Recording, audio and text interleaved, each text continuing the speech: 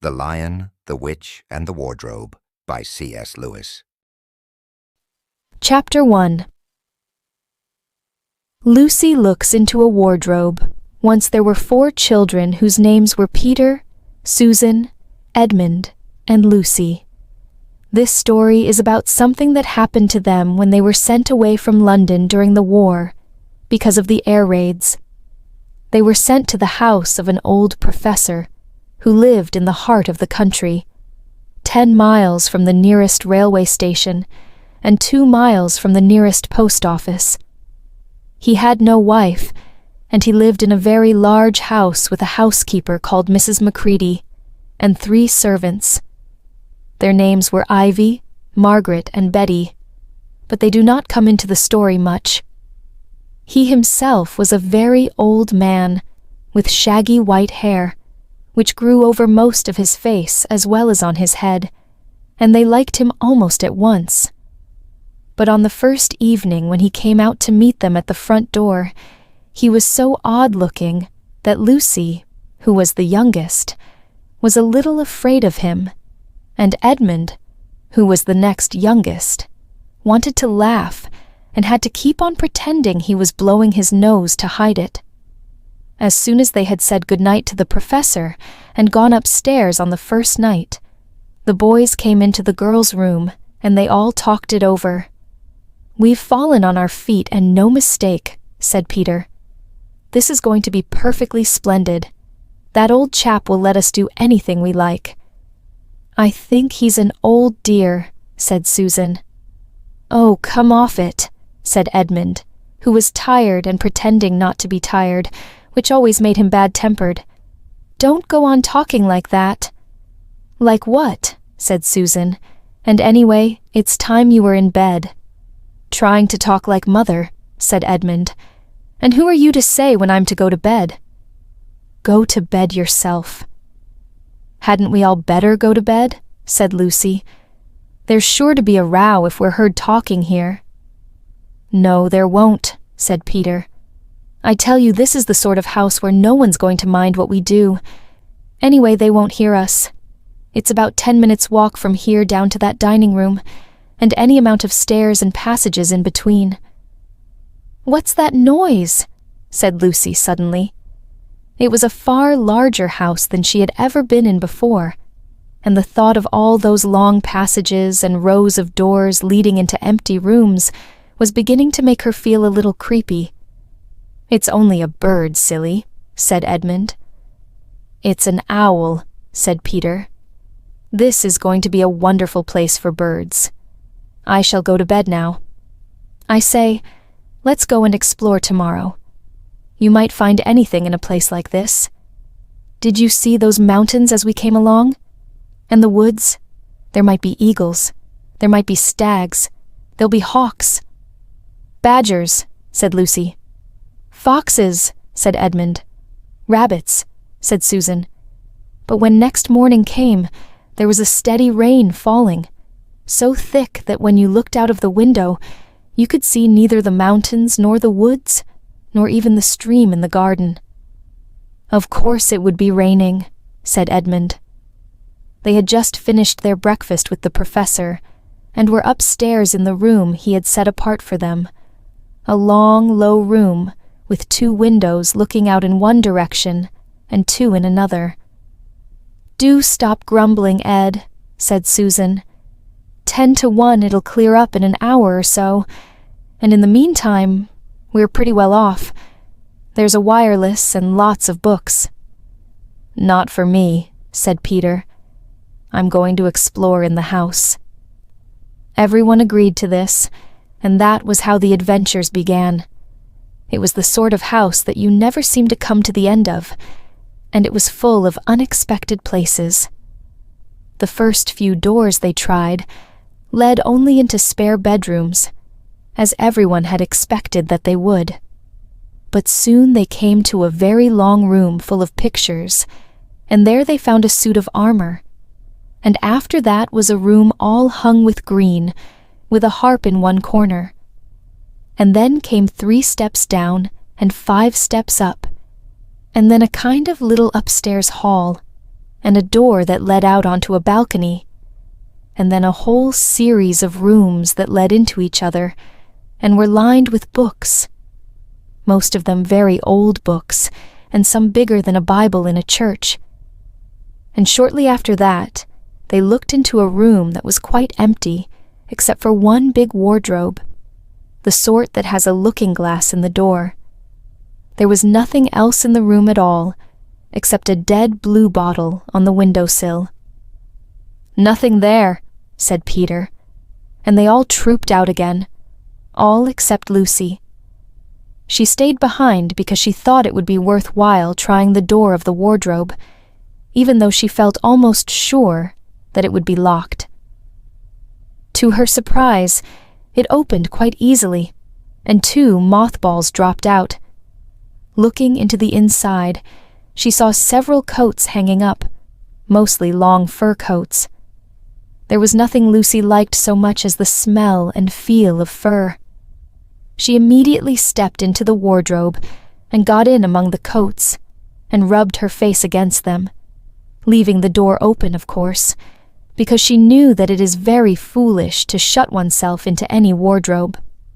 Soon she went further in and found that there was a second row of coats hanging up behind the first one. It was almost quite dark in there, and she kept her arms stretched out in front of her so as not to bump her face into the back of the wardrobe. She took a step further in, then 2 or 3 steps, always expecting to feel woodwork against the tips of her fingers. But she could not feel it. "This must be a simply enormous wardrobe," thought Lucy, going still further in and pushing the soft folds of the coats aside to make room for her. Then she noticed that there was something crunching under her feet. "I wonder, is that more mothballs?" she thought, stooping down to feel it with her hand. But instead of feeling the hard, smooth wood of the floor of the wardrobe, she felt something soft and powdery and extremely cold. "This is very queer," she said, and went on a step or 2 further. Next moment she found that what was rubbing against her face and hands was no longer soft fur, but something hard and rough and even prickly. "Why, it is just like branches of trees," exclaimed Lucy. And then she saw that there was a light ahead of her, not a few inches away where the back of the wardrobe ought to have been, but a long way off. Something cold and soft was falling on her.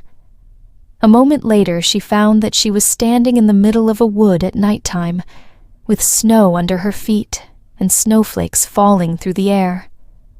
Lucy felt a little frightened, but she felt very inquisitive and excited as well. She looked back over her shoulder, and there, between the dark tree trunks, she could still see the open doorway of the wardrobe and even catch a glimpse of the empty room from which she had set out. She had, of course, left the door open, for she knew that it is a very silly thing to shut oneself into a wardrobe. It seemed to be still daylight there. "I can always get back if anything goes wrong," thought Lucy. She began to walk forward, crunch, crunch over the snow and through the wood towards the other light. In about 10 minutes, she reached it and found it was a lamppost. As she stood looking at it, wondering why there was a lamppost in the middle of a wood, and wondering what to do next, she heard a pitter-patter of feet coming towards her. And soon after that, a very strange person stepped out from among the trees into the light of the lamppost. He was only a little taller than Lucy herself, and he carried over his head an umbrella, white with snow. From the waist upwards, he was like a man, but his legs were shaped like a goat's. The hair on them was glossy black, and instead of feet, he had goat's hoofs. He also had a tail, but Lucy did not notice this at first, because it was neatly caught up over the arm that held the umbrella, so as to keep it from trailing in the snow. He had a red woolen muffler round his neck, and his skin was rather reddish too. He had a strange but pleasant little face, with a short pointed beard and curly hair, and out of the hair there stuck 2 horns, one on each side of his forehead. One of his hands, as I have said, held the umbrella. In the other arm he carried several brown paper parcels. What with the parcels and the snow, it looked just as if he had been doing his Christmas shopping. He was a faun, and when he saw Lucy, he gave such a start of surprise that he dropped all his parcels. "Goodness gracious me!" exclaimed the faun. Now let's learn some new words and expressions from our story. 1. Air raid means an attack by enemy aircraft, usually dropping bombs. Example, it is the duty of local authorities to remove any danger to the public from houses damaged by air raid, including danger from falling glass. Servant means a person who is employed in another person's house, doing jobs such as cooking and cleaning. Example, his father's family lived in a big house with servants. 3. Shaggy means having or covered with long, messy hair. Example, his gray hair was shaggy. 4. Odd means strange or unexpected. Example, that's odd, I'm sure I put my keys in this drawer and yet they're not here. 5. Pretend means to behave as if something is true when you know that it is not, especially in order to deceive people or as a game. Example, Tom pretends to care. 6. Splendid means excellent or beautiful and impressive. Example, we had splendid food, a splendid holiday, splendid weather. 7. Chap means a man. Example, he's a friendly sort of a chap. 8. Bad-tempered. A bad-tempered person becomes angry and annoyed easily. Example, she's very bad-tempered in the mornings. 9. Row means a line of things, people, animals, houses, etc., arranged next to each other. Example, they built a row of hotels right along the seafront. 10. Creepy means strange or unnatural and making you feel frightened. Example, a creepy old house. 11. Woods means an area of land covered with a thick growth of trees. Example, shaded from the sun, the woods were cool and quiet. 12. Stag means an adult male deer. 13. Badger means an animal that digs holes in the ground where it lives and comes out at night to feed. Example, park officials want to preserve wilderness for mountain lions, badgers, and other creatures. 14. Stream means water that flows naturally along a fixed route, formed by a channel cut into rock or ground, usually at ground level. Example, the stream was quite shallow, so we were able to walk across it. Shallow, having only a short distance from the top to the bottom. 15. Grumble means to complain about someone or something in an annoyed way. Example, she spent the evening grumbling to me about her job. 16. Well off means rich. Example, her family was very well off. 17. Armor means strong covering that protects something, especially the body. Example, why wasn't the police officer wearing body armor in such a dangerous situation? 18. Hang means to fasten or support something at the top, leaving the other parts free to move, or to be held in this way. Example, hang your coat and hat up on the rack over there.